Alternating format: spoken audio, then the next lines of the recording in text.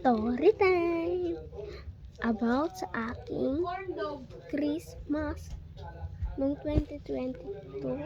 Noong 2023 yata yun. Hindi ko gets. Hindi.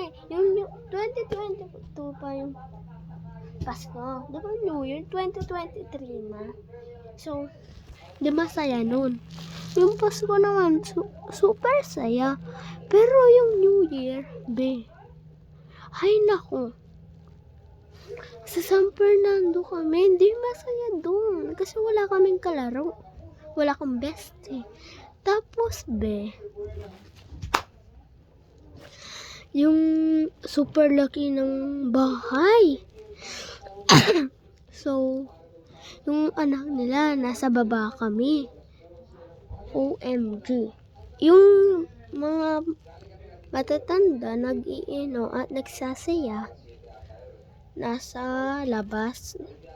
So, kami yung mga bata, may playground yung anak niya, nakatira doon na may-ari sa bahay.